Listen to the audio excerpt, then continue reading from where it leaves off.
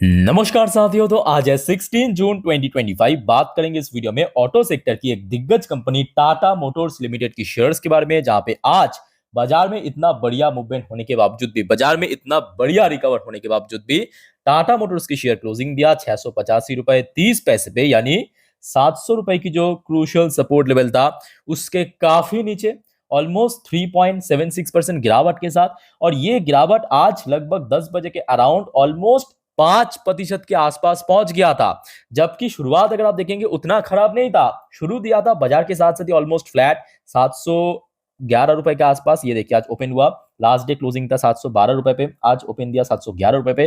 पर उसके बाद सडनली कुछ ऐसे अपडेट आया है, एकदम से स्लिप कर गया। जबकि अगर आप देखेंगे आज बाजार के साथ साथ जो इंटायर ऑटो सेक्टर या ऑटो इंडेक्स में बहुत ही अच्छा मोमेंटम क्रिएट हुआ। जबकि सुबह में आप देखेंगे, ये देखिए इतना नीचे पहुंच गया था ऑटो इंडेक्स। उसके बाद अगर हम रिकवरी की बात करें, ऑलमोस्ट 1 से 1.5% के भीतर रिकवर किया है। ये भी आप देखिए ऑटो इंडेक्स में, और खास करके टाटा मोटर्स जैसे जो बड़े कंपनी ऑटो सेक्टर की, उसमें भी आज पॉजिटिव में क्लोजिंग हुआ। चाहे हम बात करें महिंद्रा की, ½ % ऊपर क्लोजिंग हुआ। मारुति सुजुकी की बात करें, ये भी लगभग 1% के आसपास ऊपर क्लोजिंग दिया। हुंडई की बात करें, ये भी ऊपर क्लोजिंग दिया। हीरो से लेके आपके और भी बहुत सारे कंपनी है, आपके अशोक लेलैंड वगैरह, सब कहीं ना कहीं पॉजिटिव में क्लोजिंग दिया। तो सडनली क्या हुआ दोस्तों, टाटा मोटर्स की मेनली जो सेगमेंट है, जो सबसे ज्यादा रेवेन्यू कलेक्ट करके देता है, वो कौन सा सेगमेंट? अगर मैं आपको पूछूं तो आप कहेंगे jailer segment, Jaguar and land rover, यानी प्रीमियम व्हीकल्स की सेगमेंट। देखिए टाटा मोटर्स भले ही भारत में पीवी सीवी ईवी के ऊपर काम करता है, इसको जो कि प्रोडक्शन करता है, बट जो अभी भी टाटा मोटर्स की जो 70% रेवेन्यू सोर्स, याद रखना टाटा मोटर्स की 70% रेवेन्यू सोर्स क्या है? जेलर।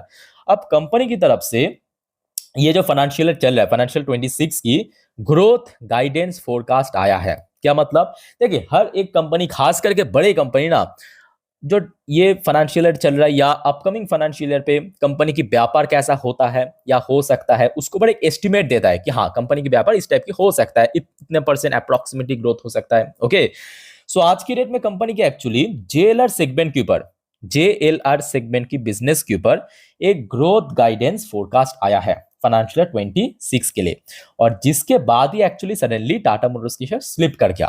अच्छा देखिए क्या हुआ है, पहले आप देख लीजिए। द प्रीमियम कार मेकर मतलब जेलर एक्सपेक्ट इट ईबीआईटी यानी एबिटा मार्जिन जो है फाइनेंशियल 26 में रेंज बिटवीन 5 to 7%, कितना 5 से 7% की गाइडेंस आया है। अच्छा, लास्ट फाइनेंशियल ईयर में कितना था मालूम है? 8.5%। ये लास्ट फाइनेंशियल ईयर की बात है, 8.5% था। सो लास्ट फाइनेंशियल ईयर में जितना था उससे कम इस बार किया है, ठीक है, जो फोरकास्ट। देखिए द कंपनी ऑल्सो, कंपनी उसके साथ साथ ये भी कहा, the company also projected free cash flow जो है ना, close to zero this year, almost ना के बराबर, जीरो के आसपास, ठीक है, compare to the robust 1.5 billion pound it generated last year generate किया था 1.5 बिलियन पाउंड, और आज की डेट में क्लोज टू जीरो। इन्हीं सब दोस्तों ग्रोथ गाइडेंस जैसी अपडेट आया बस खत्म, एकदम सीधा 5% नोज ड्राइव। उसके साथ साथ एक और भी कुछ मेंशन किया कंपनी अपने मैनेजमेंट, मतलब कंपनी की मैनेजमेंट ने, JLR management said it is targeting to return 10% EBITDA margin and pick up in the free cash flow financial 27 and financial 28। तो ये जो ड्रॉप हुआ है, मतलब अभी फाइनेंशियल 26 में, ये कहीं ना कहीं देखिए रिकवर होते होते फिर से, मतलब पहले जैसा 10% के आसपास जो प्रीवियस फाइनेंशियल या फाइनेंशियल 24 में हुआ करता था, तो वो कहीं ना कहीं फाइनेंशियल 27 या 8 लग जाएगा। ओके, सो इन्हीं सब अपडेट के कारण दोस्तों आज टाटा मोटर्स की शेयर एकदम धराम से गिर गया। सो क्लियर हो चुका है। देखिए यहाँ पे मेंशन भी किया, मैं आपको अभी अभी कह रहा था ना कि जो टोटल कंट्रीब्यूशन ऑलमोस्ट 70% के आसपास है, तो देखिए यहाँ पे कंपनी की, देखिए मैनेजमेंट की तरफ से भी वही चीज मेंशन किया कि for Tata Motors JLR performance is critical. ये क्यों इतना वाइटल है कंपनी के लिए, पहले आप समझ लीजिए। ये जो बीते हुए फाइनेंशियल 25 में ना, the luxury car accounted for 71% of Tata Motors revenue, जो आपको मैं शुरू में कह रहा था ना कि लगभग 70% की कंट्रीब्यूशन है ओवरऑल कंपनी की व्यापार की। ये देखिए contribute 80% of the group overall profitability. तो कंपनी जो आज रिसेंटली लास्ट 2-3 फाइनेंशियल ईयर के जो प्रॉफिट जनरेट कर रहा है ना, उसमें 80% प्रॉफिट कहाँ से आता है? जेलर सेगमेंट से आता है। 71% रेवेन्यू कहाँ से आता है? जेलर सेगमेंट क्या आता है, ठीक है। सो जिसके चलते ये जो सेगमेंट है प्रीमियम व्हीकल्स की सेगमेंट टाटा मोटर्स के बहुत ज़्यादा वाइटल है। होपफुली दोस्तों क्लियर हो चुका है कि क्यों शेयर सडनली आज ओपन होता ही, फ्लैट ओपन होता ही एकदम से 5% स्लिप कर गया, नोज ड्राइव, है ना। अच्छा, उसके साथ साथ दोस्तों एक और न्यूज़ मैं आपको थोड़ा सा रिमाइंड कराने की कोशिश करूंगा। ये अपडेट मैं आपको सैटरडे के दिन दिया था, याद कीजिए। मूडीज एक बहुत ही जाने माने रेटिंग एजेंसी कंपनी ने हाल ही में, कंपनी की मजेदार बात यह है कि हाल ही में कंपनी की यही जेलर, जिस जेलर के ऊपर आज ग्रोथ गाइडेंस की फोरकास्ट आया है, उसी जेलर सेगमेंट के ऊपर बेस करके टाटा मोटर्स की रेटिंग बढ़ा दिया। और दोस्तों अगर आपने वो वाली वीडियो देखा तो आपको भले बात ही याद होगा मैं आपको क्या कहा था। याद कीजिए थोड़ा सा, या तो देख लीजिए, आपको वीडियो मिल जाएगा, सब यहाँ पे ही है चैनल पे, ओके। तो मैं आपको कहा था कि देखिए, चाहे वो कोई रेटिंग एजेंसी कंपनी हो, ब्रोकरेज कंपनी हो, चाहे कोई शेयर को अपग्रेड करे, डाउनग्रेड करे, डज नॉट मैटर, आपको इन लोगों के साथ जाना नहीं है। हमेशा कंपनी की बैलेंस शीट देखिए, परफॉर्मेंस देखिए, उसके बाद आगे बढ़िए, है ना। सो रिसेंटली हमने ये भी देखा कि टाटा मोटर्स की जो सेल्स की रिपोर्ट खास करके डोमेस्टिक मार्केट में बहुत खराब हो रहा है, बहुत वीक हो रहा है। ये बात भी सही है, खासकर 2025 में आप एक एक सेल, जबकि दूसरे जो auto companies, auto makers, Mahindra की अगर हम बात करें, बिकॉज डोमेस्टिक मार्केट की अगर हम बात करें, महिंद्रा दोस्तों एकदम प्रॉपर इसका कंपेटिटर है। Same segment, same variant, same product Mahindra में, बट महिंद्रा की आप परफॉर्मेंस देखिए, सेल्स देखिए कितना बढ़िया हो रहा है। महिंद्रा की आप ग्रोथ देखिए, क्वार्टर 4 में, क्वार्टर 3 में कितना बढ़िया हो रहा है, ठीक है। सो कहीं ना कहीं देखिए कंपनी की मैनेजमेंट को आई थिंक कि और डिटेलिंग में और अच्छे से काम करने की जरूरत है और अच्छे से सोचने की जरूरत है। अदरवाइज जो अभी शेयर प्राइस अपना ऑल टाइम हाई से इतना नीचे आ जाए या और भी नीचे जा सकता है।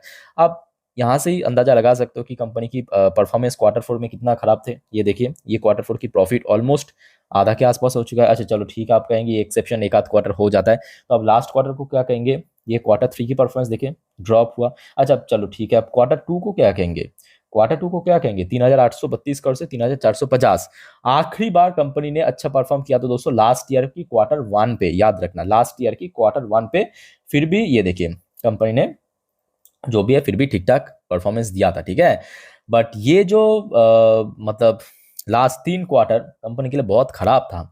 और खास करके कंपनी ने जो रिसेंटली दो फाइनेंशियल ईयर पहले प्रॉफिटेबल हुआ है, वो फिर से कहीं ना कहीं विपरीत, मतलब नीचे की तरफ मूव कर रहा है। देखिए इसके पहले तो ऑब्वियसली आपके लॉकडाउन की वजह से बहुत ज़्यादा इम्पैक्ट पड़ा था। Back to back 4 financial year आप देखिए कंपनी की लॉस हुआ था बैक टू बैक। उसके बाद देखिए फाइनेंशियल 23 में कंपनी पहले बार जो बैक टू बैक 4 बार लॉस करने के बाद प्रॉफिट बनाया। फाइनेंशियल 24 एक्चुअली काफ़ी बढ़िया था, बट फाइनेंशियल 25 अगर आप देखेंगे प्रॉफिट में फिर से ड्रॉप हुआ, फिर से ड्रॉप हुआ। यही मैं कहूँगा एक बहुत बड़ी वजह है कंपनी की परफॉर्मेंस वीक हो जाना, कि इसमें जो एफएस की स्टेक है ना, बैक टू बैक रिड्यूस हो रहा है। ये बात इग्नोर आप नहीं कर सकते कभी।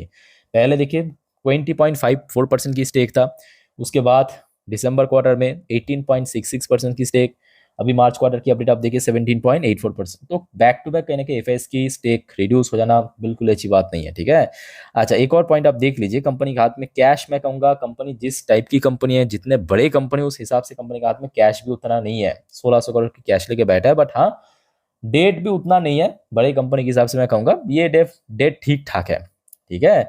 सो देखिए कंपनी, मेरे कहने का मतलब ये है कि कंपनी खराब नहीं है, इवन कंपनी के प्रोडक्ट भी खराब नहीं है, बहुत अच्छी प्रोडक्ट है, कंपनी भी अच्छी कंपनी है, बड़े ग्रुप का हिस्सा है, कैश फ्लो अच्छा है।